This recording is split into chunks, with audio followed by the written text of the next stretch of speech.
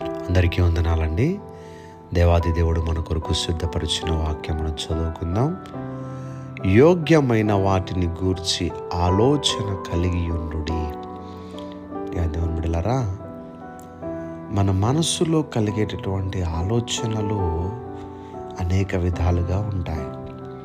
అయితే మంచి ఆలోచనలు వస్తాయి, మనకి చెడు ఆలోచనలు కూడా వస్తాయి. మంచి ఆలోచనల కంటే మానవునికి చెడు ఆలోచనలు ఎక్కువగా వస్తాయి.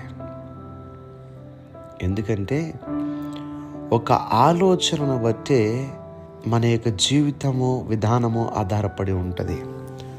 ఆలోచన వచ్చి అది కార్యరూపము దాల్చిందంటే అది మంచిదైనా సరే చెడ్డదైనా సరే మన యొక్క జీవితము ఆ సంఘటన బట్టి ఆధారపడి ఉంటుంది. మనలో నుండి వచ్చేటటువంటి ఆలోచనలు ఎలా ఉంటున్నాయి?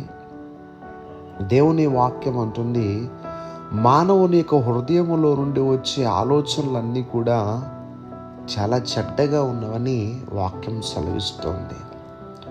దురాలోచనలు అంటుంది. మత్తయి శుభవార్తలో మనం ఈ మాటను చూడగలుగుతాం. మనిషిని యొక్క హృదయములో నుండి వచ్చేవి దురాలోచనలంట. సాధ్యమైనంత వరకు మంచి కంటే కూడా చెడు ఆలోచనలు ఎక్కువగా వస్తూ ఉంటాయి. అయితే చెడు ఆలోచనలు మనలోనికి రాకుండా యోగ్యముగా మంచి ఆలోచనలు కలిగి ఉండుటకు మనం ప్రభు యొక్క సహాయాన్ని అడగాలి. ఎందుకంటే మన ఆలోచనలను మార్చగలిగిన దేవుడు ఆయన. చక్కటి తలంపులు, చక్కటి ఆలోచనలు నాకు దయచేయండి ప్రభువా అని అడిగితే దేవాది దేవుడు మంచి ఆలోచనలు మనలో పుట్టిస్తారు. యోగ్యమైన వాటిని గూర్చి ఆలోచన కలిగి ఉండండి. ఎప్పుడు కూడా చెడు కోసం ఎక్కువ ఆలోచించకూడదు. ఏమైనా చిన్న చెడు తలంపు వచ్చింది అనుకోండి, ఆ చెడు ఆలోచన అక్కడితో ఆపేసేయాలి. దానికోసం ఎక్కువగా తీవ్రంగా ఆలోచించకూడదు.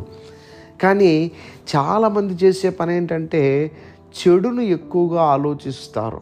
అంటే ఉదాహరణకి ఏదో నీకు ఒక సమస్య ఉన్నది, ఆ సమస్యను పదే పదే పదే జ్ఞాపకం చేసుకుని తలుచుకుని బాధపడుతూ ఉంటారు. ఆ సమస్య ఉంది, ఓకే, నువ్వు ఎక్కువగా ఆలోచించడం వల్ల ఏమిటి? దాన్ని నువ్వేం చేయాలంటే, ప్రభువా నాకు ఈ సమస్య ఉన్నది, ఈ పక్షంగా మీరు కార్యం చేయండి ప్రభువా అని ప్రభువుని వేడుకున్నావు అనుకో, ప్రభు నీ పక్షంగా కార్యం చేస్తారు. యోగ్యమైన వాటిని గురించి ఆలోచన చేయాలి. మనం లోక సంబంధమైనటువంటి ఆలోచనలు కాదు, పాప సంబంధమైన ఆలోచనలు కాదు, కానీ యోగ్యమైన వాటిని మనం ఆలోచించగలిగాం. నాకు ఈ సమస్య ఇలా ఉంది కాబట్టి దేవునికి చెప్పుకుంటాను, దేవుడు నా పరిస్థితి మారుస్తారన్నటువంటి బలమైనటువంటి ఆలోచన మనం కలిగి ఉండాలి. కనుక నీ హృదయ ఆలోచనలు ఎలా ఉంటున్నాయి? యోగ్యమైనవిగా ఉంటున్నాయా? నేను దేవునిలో ఎదగాలి, దేవుని వాక్యం బాగుగా చదవాలి, ప్రార్థన చేయాలి, నేను ఇంకా దేవునికి ఇష్టంగా ఉండాలి. ఇవి యోగ్యమైన ఆలోచనలు. నీలో ఏమైతే ఉన్నాయో అవన్నీ సరి చేసుకుని మంచి ఆలోచనలు కలిగి నువ్వు ముందుకు నడవగలగాలి. ప్రియా దేవుని బిడ్డ, ఈ ఉదయకాల సమయంలో మనం అందరం కూడా ప్రభువా నాకు యోగ్యమైన ఆలోచనలు ఇవ్వండి అని అడుగుదాం. దేవుడి మాటలు మన వినుకుల్లో దీవించునుగాక. దయచేసి ప్రార్థన చేసుకుందాం. సర్వాధికారైన దేవా మీకు వందనములు. ఈరోజు మీరు మాతో మాట్లాడిన వాక్య ప్రకారముగా మా అందరికీ కూడా యోగ్యమైనటువంటి వాటిని గూర్చి ఆలోచన కలిగి ఉండేటటువంటి స్థితిని దయచేయమని ప్రార్థన చేస్తూ, ఈరోజు నిబిడలు వారు పనులు ప్రారంభిస్తూ ఉంటున్నారు, కానీ నిబిడల పనులకు మీరు తోడుగా ఉండి వారి అవసరములన్నిటినీ కూడా తీర్చి మీరెక్కల చాటున నిబిడలను భద్రపరచి, ప్రభువా మాకేం కావాలో మాకంటే మీకు ఎక్కువ తెలుసు కనుక నీ బిడ్డల అవసరాలన్నీ ఎరిగిన దేవుడు, నీ బిడ్డల అవసరాలన్నిటినీ కూడా తీర్చి ఈరోజంతా సంతోషంగా ఉండులాగున సహాయము చేయమని యేసుక్రీస్తు వారి యొక్క నామం పేరట అడిగి వేడుకుంటూ ఉన్నాం మా పరమ తండ్రి. Amen, amen, amen.